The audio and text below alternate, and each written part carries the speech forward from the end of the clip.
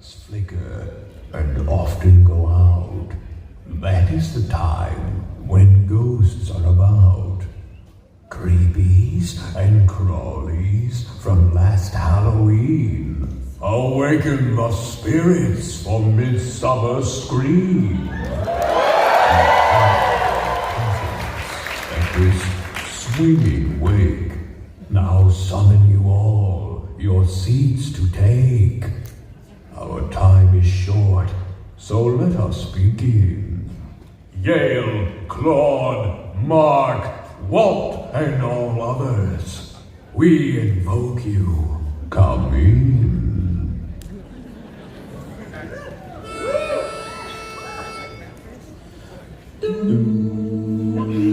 When hinges creak in doorless chambers, and strange and frightening sounds echo through the halls, whenever candlelights flicker when the air is deathly still, that is the time when ghosts are present, practicing their terror with ghoulish delight.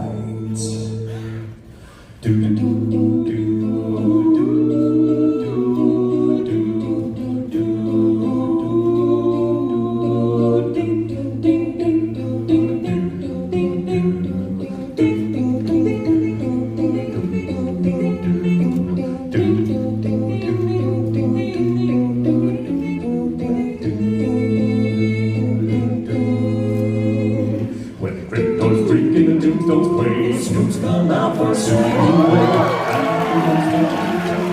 and begin to vocalize. Gritty ghosts come out to socialize. Now close your eyes and don't try to hide. Or a silly spook may sit by your side, shrouded in a damp disguise. They pretend to terrorize. Gritty ghosts come out to socialize. As the moon climbs high on the dado tree, spooks arrive for the midnight spree. Creepy creeps with eerie eyes start to shriek and harmonize. Gritty ghosts come out to socialize. When you hear the knell of a requiem bell, the weird glows gleam, my spirits dwell. Restless bones etherealize. Rises spooks of every size.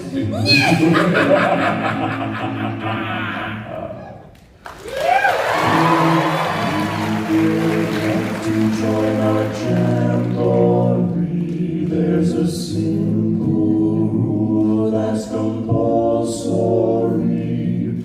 Mortals pay a token fee. Rest in peace, the haunting's free.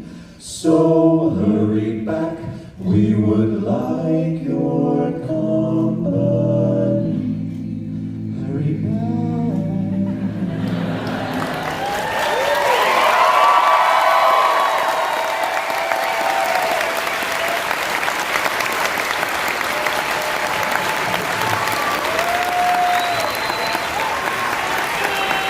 Ladies and gentlemen, let's hear it one more time for a Bank of Harmony.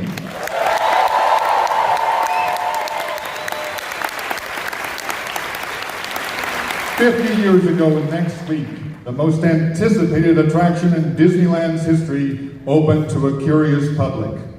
The Haunted Mansion became an instant favorite, and for the last 5 decades has remained one of the world's most beloved theme park staples.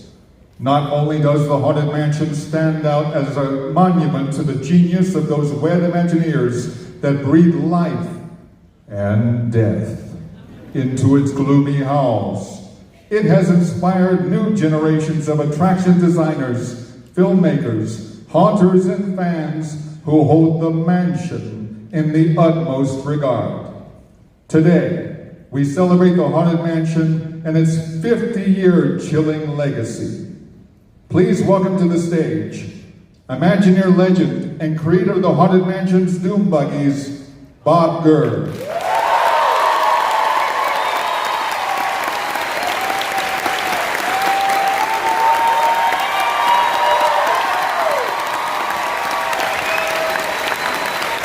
producer of Disney's Beauty and the Beast, The Lion King, and The Haunted Mansion, Don Hahn.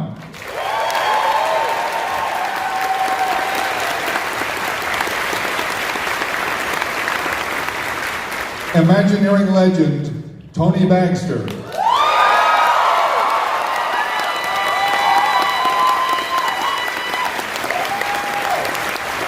Former creative executive at Walt Disney Imagineering, Tom Morris.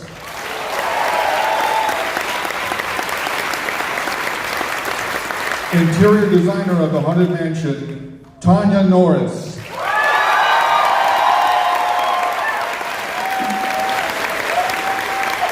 And your host for this presentation, Doug Barnes of the Season Pass Podcast. All right, Midsummer. Wow. Are you guys all in line for the Haunted Mansion right now? Oh my gosh, this is a lot of people. All right, guys, thank you so much for being here at Midsummer Scream. How many are you excited about this weekend? Of Halloween is right now. All right, so we are going to celebrate this little ride that's celebrating 50 years right down the street, known as the Haunted Mansion at Disneyland. You know, I've always looked at this as never just a ride, but this is actually a life experience, and it's something that sticks with you forever, right? So a part of your life really does, you know, Haunted Mansion is part of it throughout your life. So everything that you look at in theme parks and just themed entertainment in general, you usually end up judging it by the Haunted Mansion. So very happy to be here with you guys. This is a nice panel that we got stacked up right here, right? Yeah. All right, so let's go ahead and get into it. Of course, 50 years Haunted Mansion, Disneyland, and this is me with my sister Rebecca. So this is when I was innocent and easygoing and stuff, 3 years old, 1982. And then after that, 25 years of complete confusion happened in my life. So my first visit to Disneyland, went there, and I remember two things after that visit. I remembered a head in a ball talking to me, made me scoot down in my seat.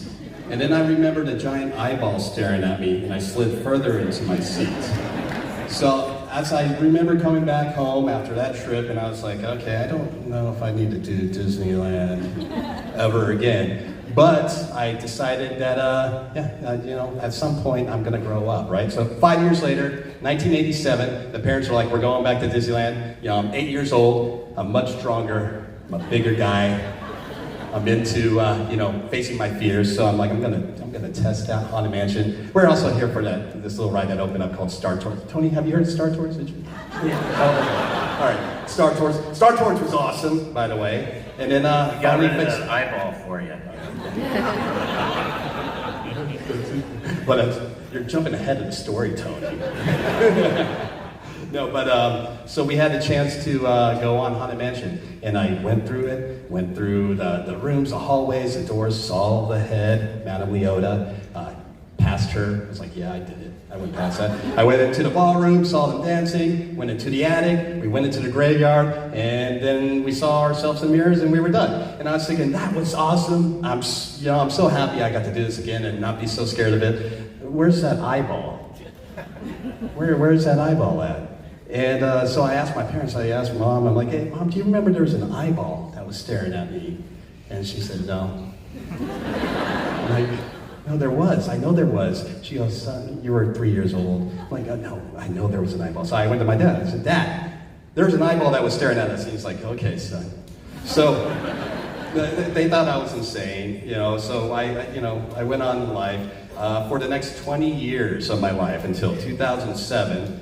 When I was at work, I work at a data entry place. It's just a bunch of cubicles. We have headphones to listen to music and podcasts, and I was really getting into podcasts at that time. I was listening to a podcast called Window to the Magic.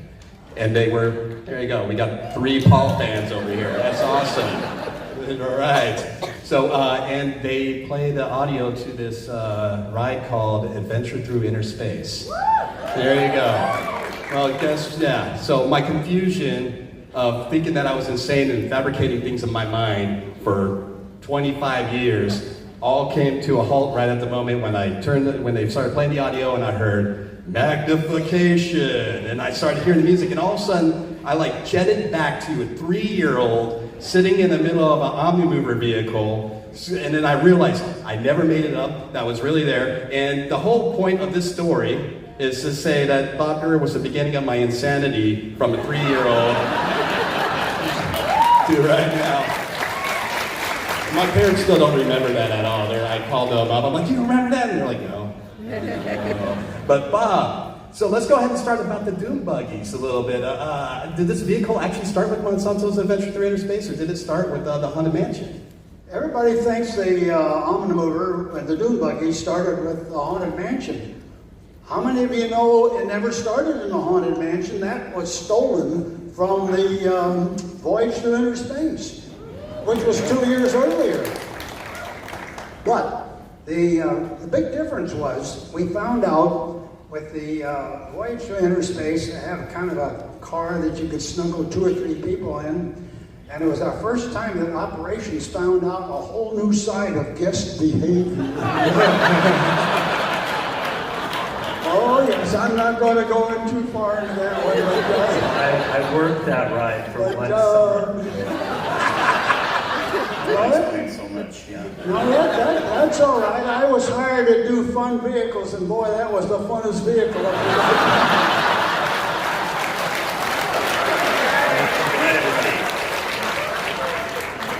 So, what did you want to know seriously about the Doom Buggies?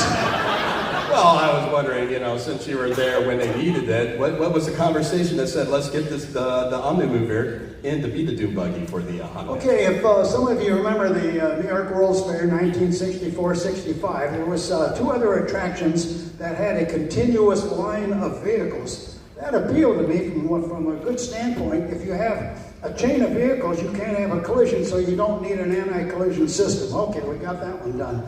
If the vehicles are following one another fairly closely, you're going to have a pretty good theoretical ride capacity. Well, these 2 vehicles that I'm talking about, one rode sideways and one followed the vehicle in front. So all you saw was the back of the hair of the people in front. Well, that's not fun. So I was sitting talking to John Hench, and he happened to have a candied apple sitting on his desk, and I just absentmindedly picked it up and twirled it, and I says, John, we could make a chain of vehicles that runs on a track, but instead of putting the body on the vehicle rigidly, I could put it where I could turn it, and I could lean forward and lean back, and this would give the art directors and the storytellers a chance to direct the audience into each scene. And it will also save them time. As you turn from one scene to the other, you can turn quickly and have less time loss in the segue between scenes. And it was such a simple thing, and I said, John, we're going to move a bunch of people, and we just move them in all different directions, and I was a pilot at the time, and there was a thing called navigational aid called Omni Range. I says, John, this is via the Omnimover. So you got to watch out what you call your first sketch, because your name got stuck and we never got a chance to give it a proper name. So I'm sorry, but that's how it developed. The writers if you remember, the Haunted Mansion was going to be a rolling crump, scary walkthrough, and you can't control people when you go from a sequence of one thing to another. And as they saw us developing the Omnimover at 1401 Flower in the back, we had a little test track. They said, oh my gosh, that solves our walk-around problem. So bang, the Haunted Mansion would have been sitting there kind of dormant for years figuring out how to do it. They said, we got it, we got the answer. So the Haunted Mansion changed and went in a whole new direction of the idea that you have directed scenes, you have all the gags that you want to do, and since the track had already been going to prove itself out very well, the Doom Buggies came to life. There you go. And that's what it's legend for. That's what we know the Omnimover for. Many of us remember it from Adventure Through Inner Space, but it's legend with... Well, you ask a technical question, I'll give you the technical answer. Yes. Yeah, that's true. Yeah. Right on. So we are going to actually go on to Tony Baxter right over here. And Tony, so obviously the Haunted Mansion meant quite quite a bit to you in your younger years, growing up with Disneyland. Oh yeah, because for about 8 of those younger years, it was not open. Yeah. So you'd ride the train and you'd look down through the slats in the thing to see if there was any construction work down below the train. And so finally when it went into production, of course, I couldn't resist being a ride operator out there, and I snuck in. So here's a secret.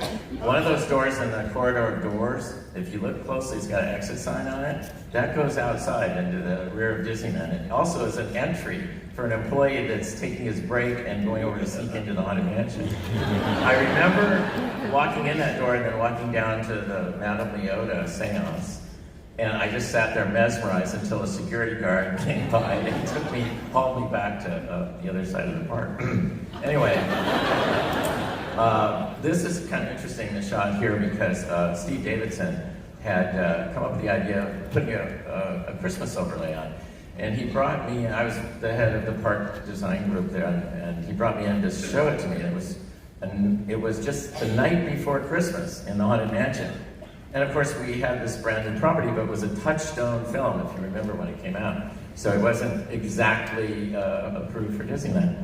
But we were able to add that one word in there, and kind of the rest was history on making the duality of the shows we have in Disneyland and in Tokyo.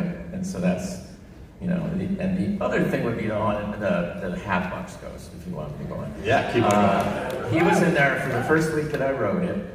And I actually had a little card that I found that has proof. If you look on there, you can see number 28, Ghost Hatbox. So it was actually maintained for a while, and about a week, and I think a little video showed up of it. But anyway, I thought I was the monomaniac about getting it back into the house, but it turned out Guillermo del Toro is obsessed with that character. So at one of the Comic-Cons, he announced, I'm going to do this Haunted Mansion movie, again, a sequel, and I'm going to have it starring the Hatbox Ghost, so we can finally get that, and they'll have to put it in the ride, and it's the star of my movie. And in the years that came on, he actually had one built for his collection, and some friends of mine were able to do that for him, and he did an incredible storyboard and whatnot. And then it fell by the wayside. But we at the park decided, enough time has passed, and let's get that guy in there. So the Hatbox Ghost, and I really think John Gritz did an incredible job of staging that and everything, and it works really, really well. So that was that aspect. And I don't know if you want to go on to Phantom Manor yet. Oh, there's plenty to talk about. Yeah, we'll bring up Phantom Manor. I just remembered there was a few years ago. I remember you let me hold that card. Yeah. and my hands started shaking. And I was like, because I was starting to sweat, and I was scared that I was going to destroy the card by just sweating on this thing from my holding the moment this legendary card. So I had to give it back to you really quick. I was for me it was the opposite. I was like, I'm not lying. I really did see it there. And so I was so thrilled when a really bad 8mm movie showed up where somebody actually captured this guy in there. So yeah. Well, obviously you have been inspired. You've done a few attractions since then that are inspired by the Haunted Mansion. Yeah. It was interesting when we went to Paris. We did a lot of research about the Europeans and the French in general, and specific. And it turned out that they got funny. They loved Jerry Lewis, and he's just a national hero over there. Of course. They also love scary. I mean, the Pierre-Lachaise Cemetery. For those of you that love Gothic cemeteries, a must. You must go there before you die, or go there after you die. I'll be there. It was an inspiration for Phantom of the Opera. Anyway, but they don't get scary funny.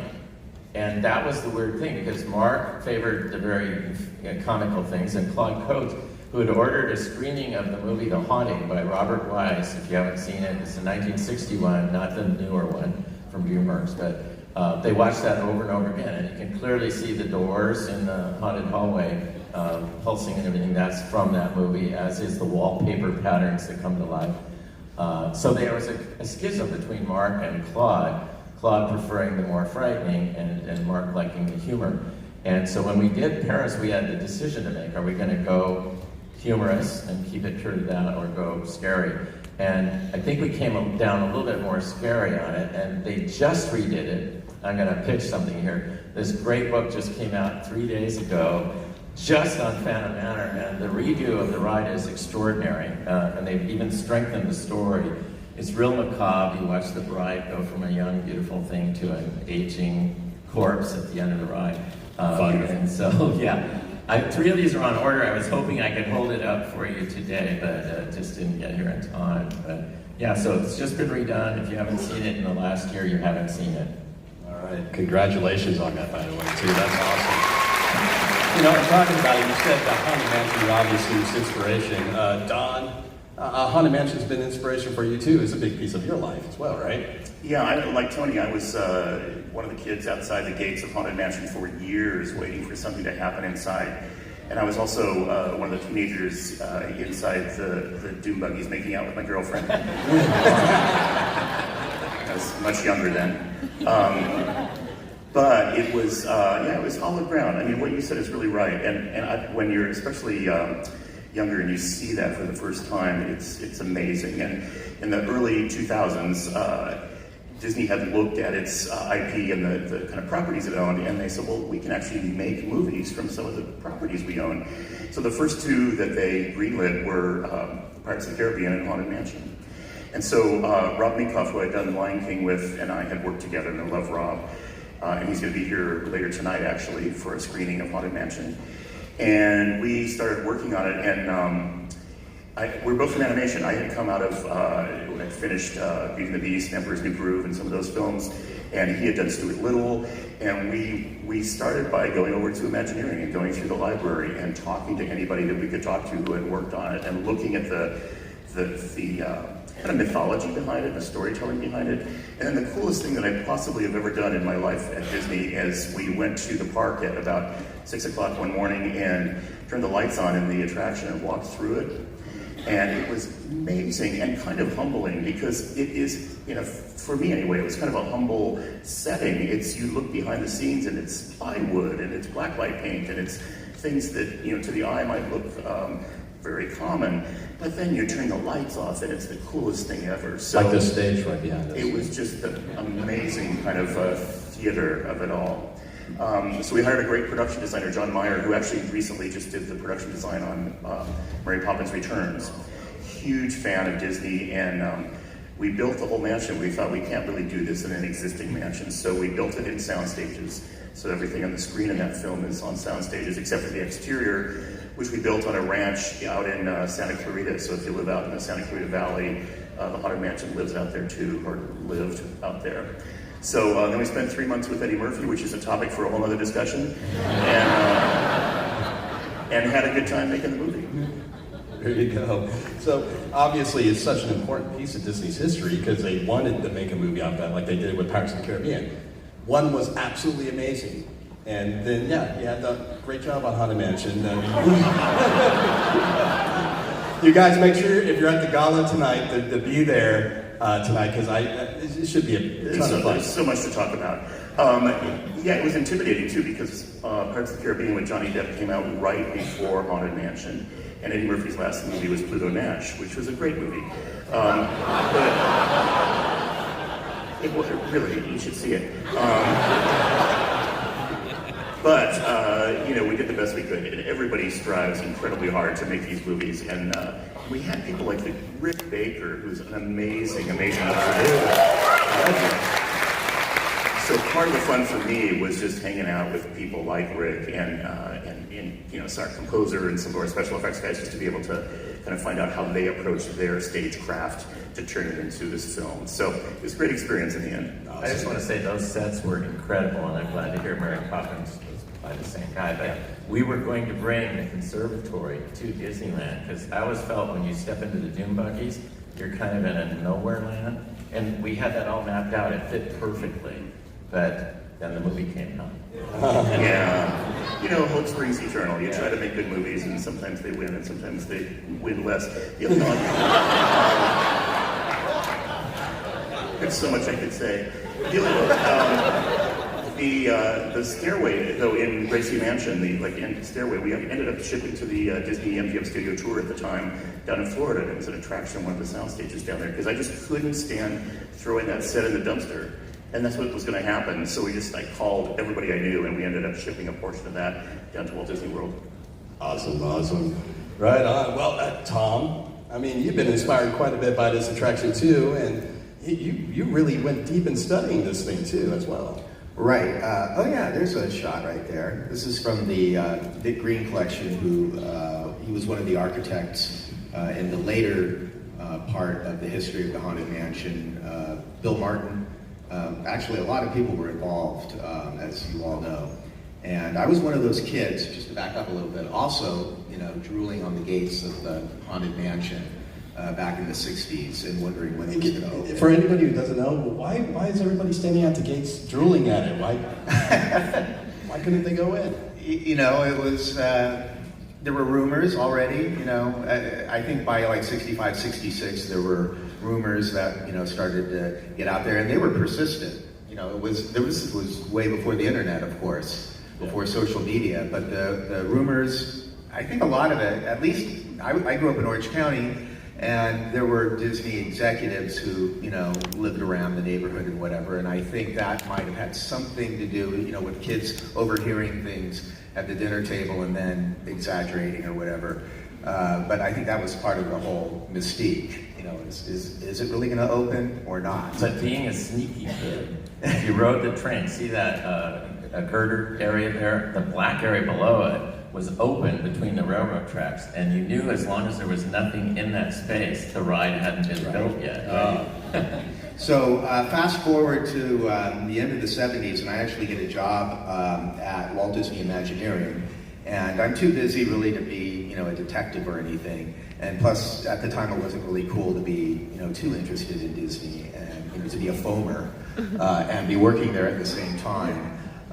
So, I kind of, just every now and then, if I had the opportunity to dig around, I'd dig around and just kind of take notes of things or whatever. But after 35 years of being there, I had a folder of really cool information and stuff. So I am now retired, and I am going to do a book eventually on the archaeology of Disneyland. And my whole thing is about uncovering new information, not retelling the same stories over and over again that you've heard, but finding new people who are involved, new information, new stories, new anecdotes, and why, obviously no one ever got hurt in there during those years, but that was part of the rumor mongering, was that it was so scary that someone had a heart attack or fell in a snake pit. There were so many rumors. Those were two. But why did that rumor persist? I always thought that was really interesting, that it was so strong and so persistent, and even showed up a little bit in newspapers from time to time. And I can swear even hearing something on TV about it one time on the news, and but obviously there was never anything in there built significantly. But things did happen in there. There were workers that went in there from time to time, and the elevators were in there the whole time. And that was one of the reasons why they would have to go in there. They'd have to fine-tune the elevators. They would have to test them. There was actually an issue with them that they uncovered early, thankfully, that required some rework. So, if you were backstage, you might see people coming in and out of that cavern that you just saw in there. And then in later years, it was actually a parade break area for the parades, where the parade went. Fantasy on Parade I can't remember what the route was, but it went through Frontierland, and then it would park in that it was basically a big garage for the parade. And so, who knows what strange things might have, occurred in there that might have started rumors. Anyway, this is a shot that, if you see my presentation tomorrow, you'll find out a little bit more about this shot. It's interesting.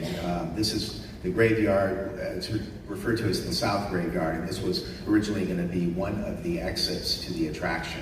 And each exit was going to have 3 exits within that exit, because you were supposed to find your way out. So that's where that line came from. And this gentleman here is Dave Jacobs, who you may remember.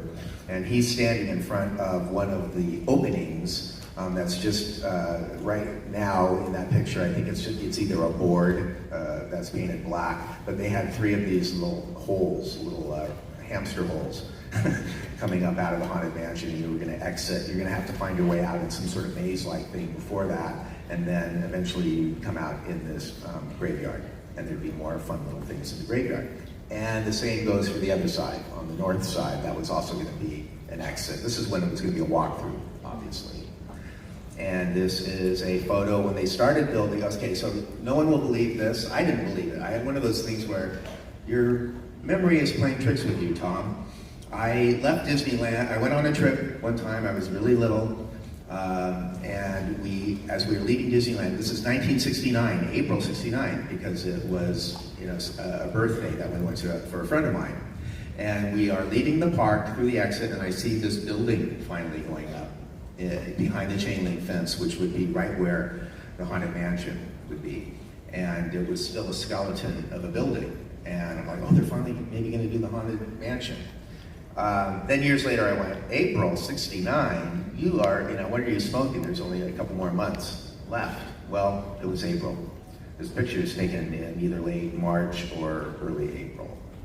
And they just worked fast back then. And they built two of them at the same time because all the material, all the animation, everything was at WDI when I came there in 70 and had been cycling to make sure it would last for Walt Disney World. Right. Now this is the North Cemetery, the North Graveyard.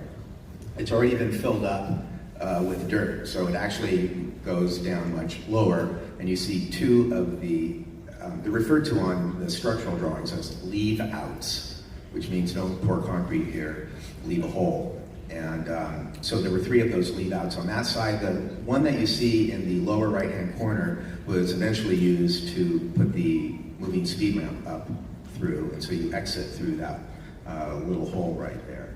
But it very much was intended to be a walkthrough. It was going to be two separate walkthroughs. I've kind of seen chatter on some of the websites, that kind of hypothesize whether or not, and people debate, whether that is true or not. But I can tell you definitely it was going to be two separate walkthroughs.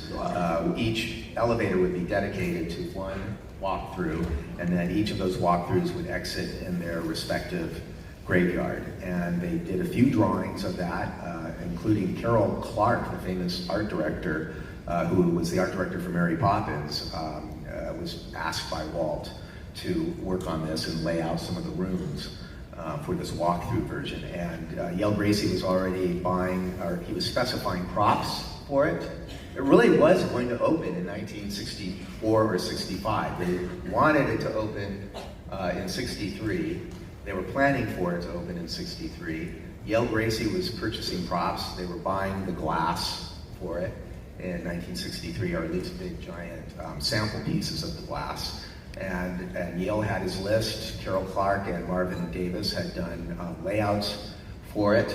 And even Mapo started engineering some of the machinery that eventually ended up in the show. Now, whether they built the machinery, I would love to find out, and whether that informed what would eventually go inside of the attraction. So that's something I'm kind of in the middle of right now. So I've kind of snuck these four, even though they're from Vic Green's collection. There are many, many more, and I hope someday to get this into a book about not just the Haunted Mansion, but about the archaeology of Disneyland in general. It's going to have to wait because I'm doing another book before it that is a little bit more urgent, that will trace the original Imagineers who we've never heard of before. Because there's not just one sitting here next to me.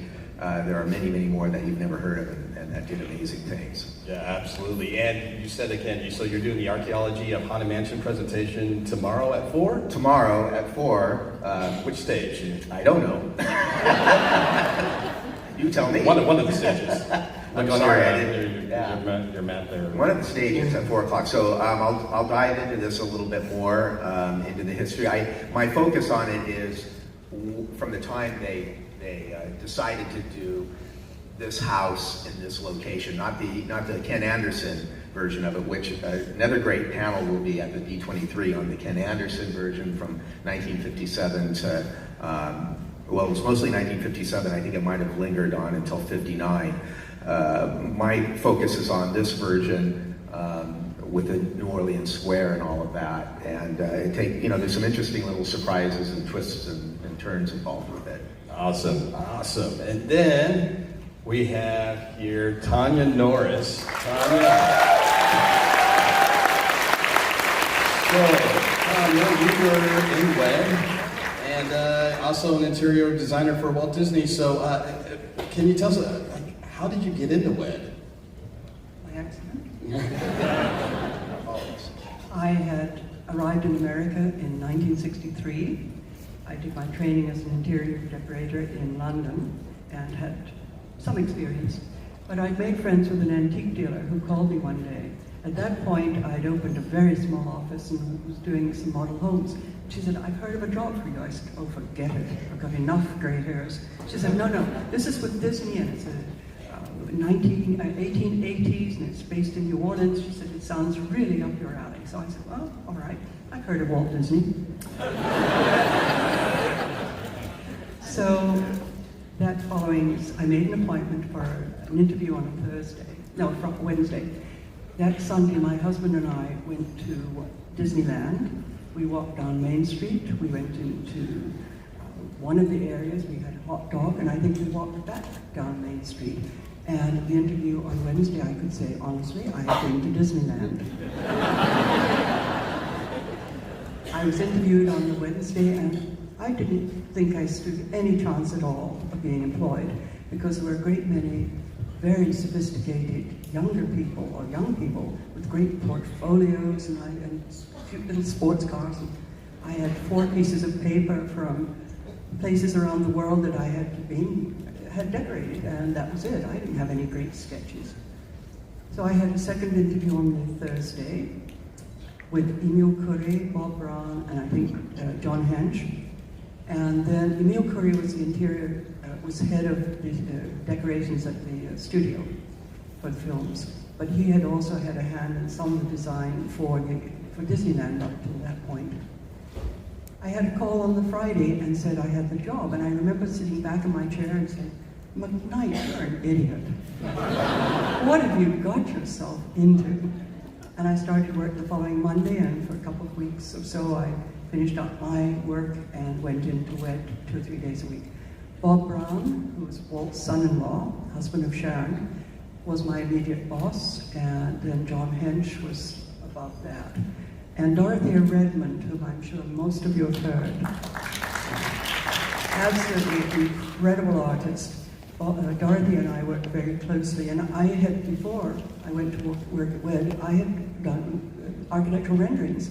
But as soon as I went to WED, and Dorothy and I would be talking, and I'd be describing something to her, as I'm describing it, it's appearing on the paper. I said, that's the end of my sketches, forget it. And I didn't do any other.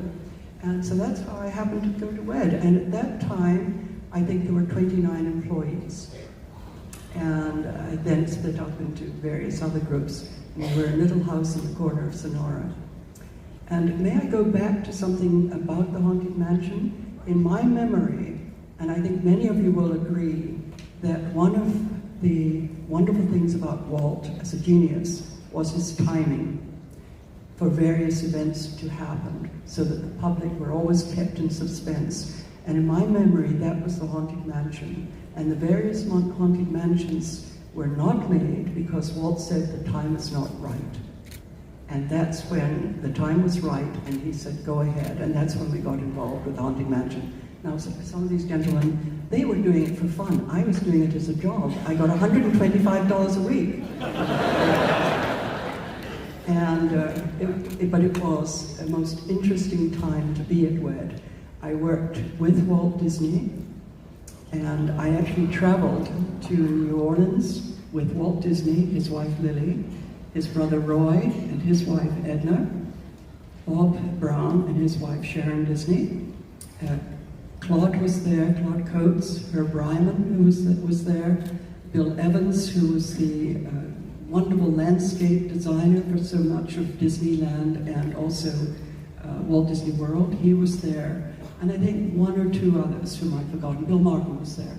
And there is a photograph of myself with Walt in New Orleans, outside, in front of the Gulf Stream, which we were about to board.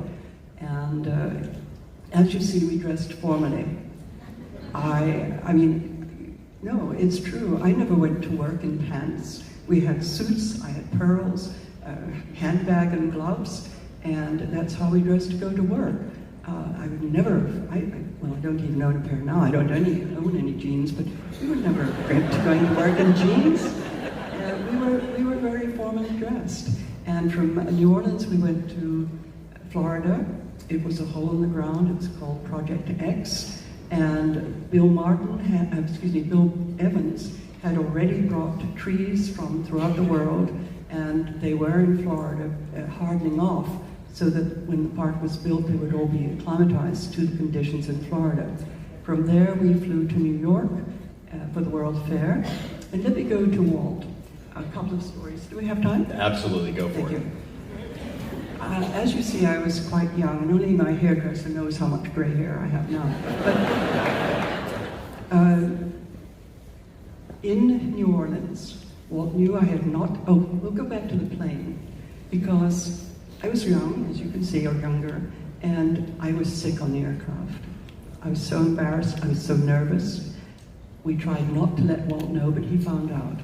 So every meal on that trip, when the waiter or waitress would come along and ask for our drink order before lunch or dinner, he would say, "She doesn't get a drink."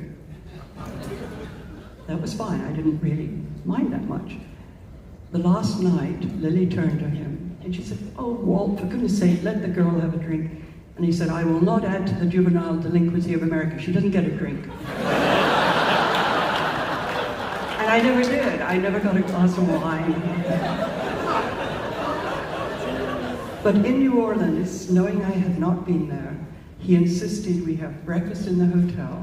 And many times I would go meet him in the suite they had, and he'd be reading the newspaper with his slippers on, and we would talk about what I had done the day before, because I was going to every antique shop in the Villeray in the Old Town to buy and search out antiques for New Orleans Square and the shops there, and also for the Club 33. And I would report, and I'd show photographs. Sometimes I would bring the items, and we'd discuss it with Bob Brown and Walt. And then we would go for lunch and dinner to a different restaurant so that he would introduce me to the cuisine of New Orleans. In New York, he insisted that the chauffeur drive a different way, different route every day to World Fair so that I would see New York. Now those are some of my memories of Walt Disney.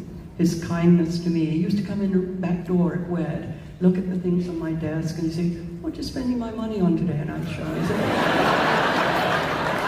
he said, "I like that," and he'd off in wander. And I was very fortunate to help go antique shopping with Lily and Diane. I did the interiors, or helped Diane and Ron when they bought their ranch out in the valley. And then Bob and Sharon, I helped them, and I took Lily and Edna antique shopping, who had a great sense of humor, sweet lady. And it was a very wonderful time. At the same time, when I see people saying, "Well, I did this and I did that," and all these names of things, we did it as a team. And our mantra was to have detail and authenticity. Those were what we lived by and researched.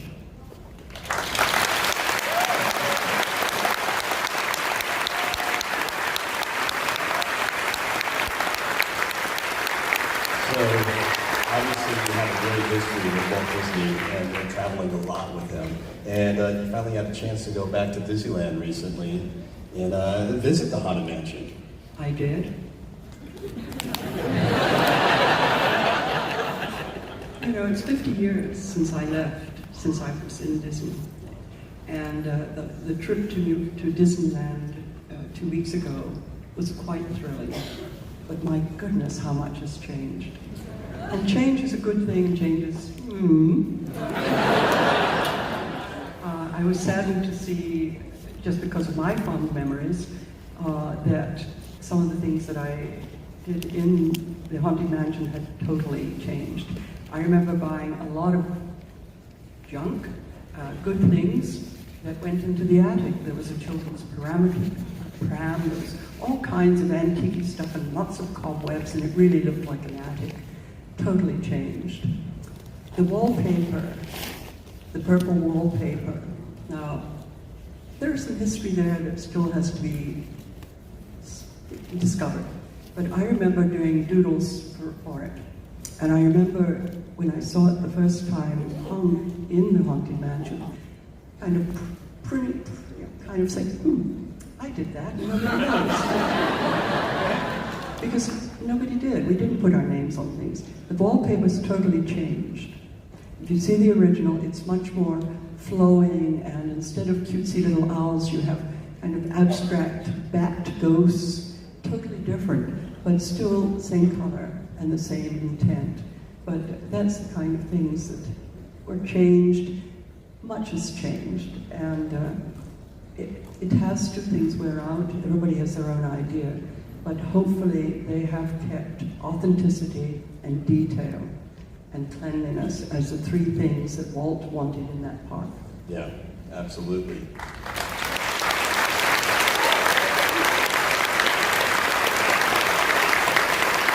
So, listening to your story, Tania, and I imagine this goes for many people, especially here on this panel, you know, as years continue to go on and you continue to ride on the mansion, sometimes it might, things change a little bit. Sometimes maybe it tells you a different story than it did before. Do you ever see new things when you go through a Haunted Mansion? Any one of you? Oh, well, that's simple. Nobody messes with my Omnimover.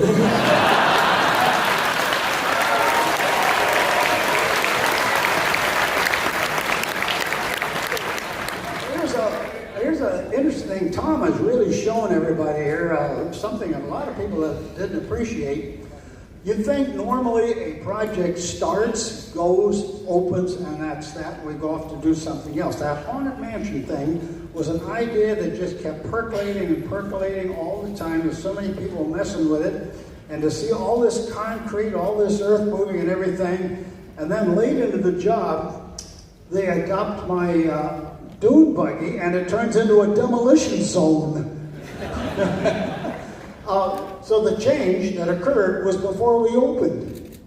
Think about it. All that work, Right. and somebody had a bright ideas to do things really, really neat, and the company had no fear to tear up stuff and do it really, really good.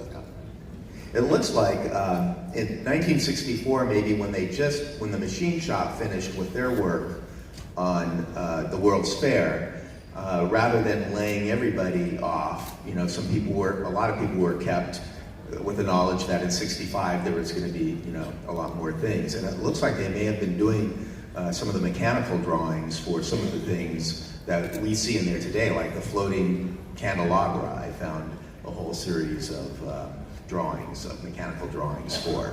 Well, that's right. The machine shop in those days, we knew a lot of things we were going to use and other stuff that still had to be developed. We didn't want to waste any time as long as we had talented people in our maple shop to be able to do that. In fact, what's also interesting, everybody asked the question, why did the Haunted Mansion get built so soon, but there was no attraction, no ride until many years later? Well, we had a guy that ran the drafting room for the architects over at 800 Sonora, Harvey Gillette, very strong-minded architect. He liked his building after they decided not to make it like a ratty thing like one of the Anderson drawings. Somehow Harvey pushed for, we'll finish my drawings and we'll pour the foundation and we'll build my building and then you can continue on later.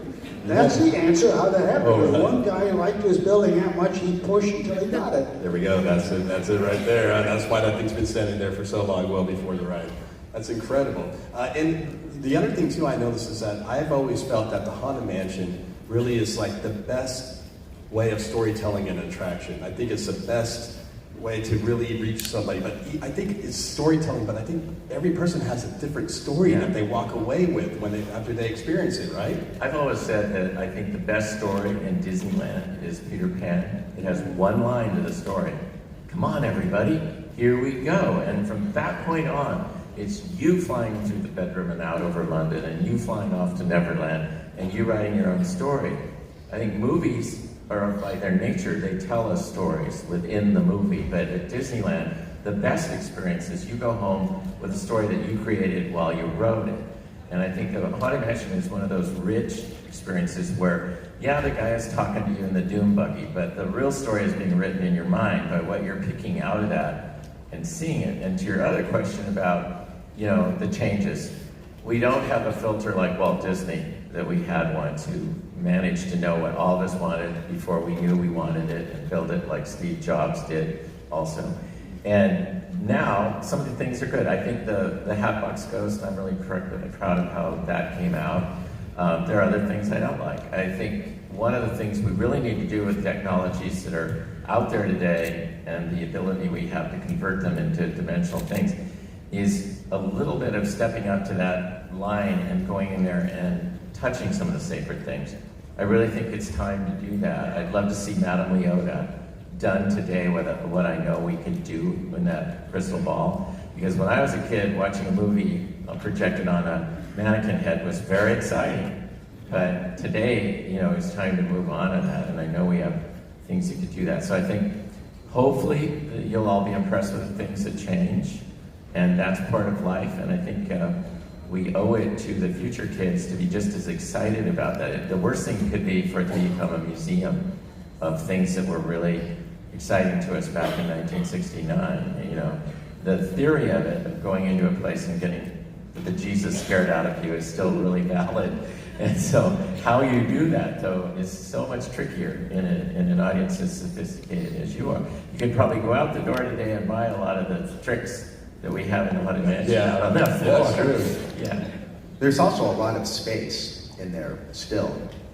Is there's there? a lot of room. Well, there's a lot of surface space in there. You know, when you go up the staircase from the load area, there's opportunities to begin the mood a little bit sooner and to begin to offer some things in there. And there is a lot of physical space. There's a lot of moments, and I think in opening it, you don't necessarily want to overwhelm or put so much in there, you know, that you can't keep track of it. But this has such a repeat audience that I think, you know, it lends itself to adding more and more little surprises here and there every year. And Florida has done that. Again, kind of, you know, some things are more successful than other things, but I think that is the great thing about it. It would be to come to it every year, and there's something new in it every year that becomes a part of the collection. And then when something becomes old and not really amazing anymore, then it's time to change that out. Don, you had something? Well, I was just going to pile on to the idea of storytelling. There's something that happened, of course, when Disneyland opened, and there were these large kind of experiences like Frontierland or Tomorrowland or whatever. But something about New Orleans Square and Pirates and the Haunted Mansion became these bigger narratives all of a sudden. And being a kid and even going there now, you just realize the level of storytelling. And I don't know, it was certainly a team effort from a number of people, but you had people like Mark Davis and Dean Tavoularis, who designed a lot of the mansion things, who went on to be a production designer for Francis Ford Coppola. And so a lot of people from the film industry who were trained in narrative storytelling and doing art direction, production design for storytelling contributed to that whole area. And there was something about the step up of that early 60s and the work they were doing that was really profound, I think. 1962, someone told me, it might have been Buzz Price's son, David, might have been, said, "Oh yeah, that's the year Buzz said Walt bit off more than he could chew." Because he was starting up the World's Fair. He was at Disneyland. It was not only New Orleans Square, it was the Tiki Room, which was first going to be a restaurant, but now it needs really to be its own little attraction. And it was the Tree House, and it was reconfiguring part of the Jungle Cruise and tearing out the train tracks on the west side of Disneyland.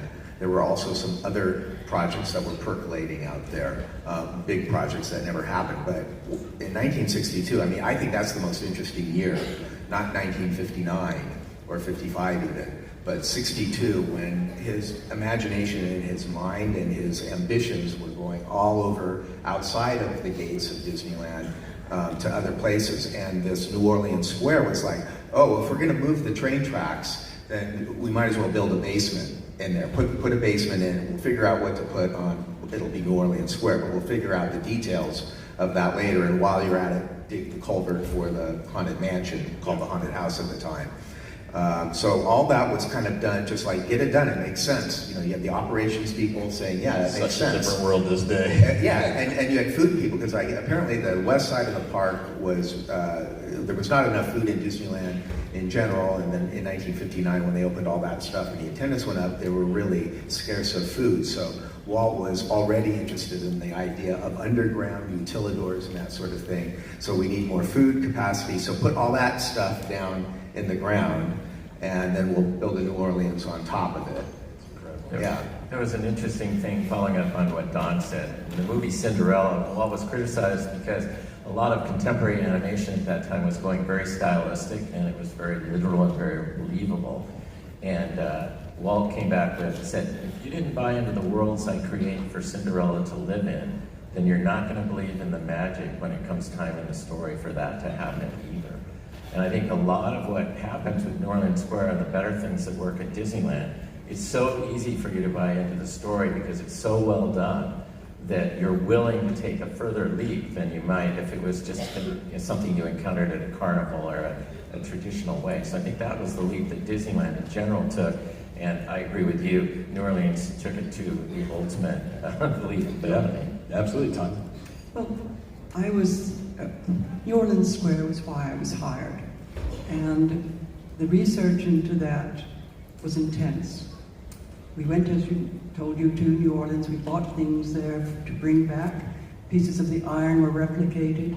I actually was the one that did all the colors for the original outside exteriors and the interiors. And we bought a lot of furniture which went into all of the shops, really. One person I'd like to mention, because I'm sure you've all been to the perfume shop, was an artist called Glenda von Kessel, who was an absolutely wonderful lady, and she did all of the reverse paintings, which took, I think, about 2 years from start to finish.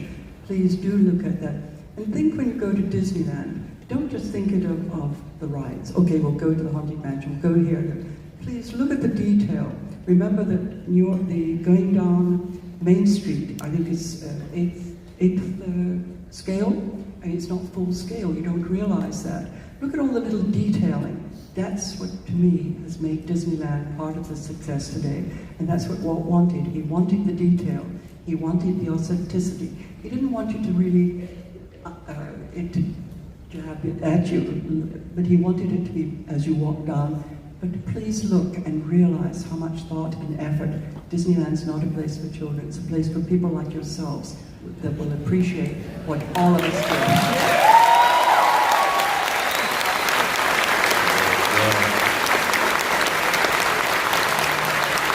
What do you guys think about that, huh? It's quite amazing. All right, guys. Well, I had a blast here just celebrating Haunted Mansion. 50 years. Can you believe that? I mean, it's a 50-year-old ride. That's amazing. But yeah, hopefully, it just continues on, it continues to thrive, it continues to inspire many people out there, like the ones that are walking out the door right this instant. It's like absolute inspiration. Yeah, they're going to Disneyland right now to go on. No, but thank you guys so much for being here today. I cannot believe how beautiful it is. Thank you so much. And once again, all the way at the end, Bob Gurr, Disney legend. Don Hahn, Disney legend Cody Baxter, former Imagineer Tom Norris, and from Wed and interior designer Tania Norris. I'm Doug Barnes. She's a Path Podcast. Thank you guys so much for being here. We had a blast. Let's go Midsummer Scream!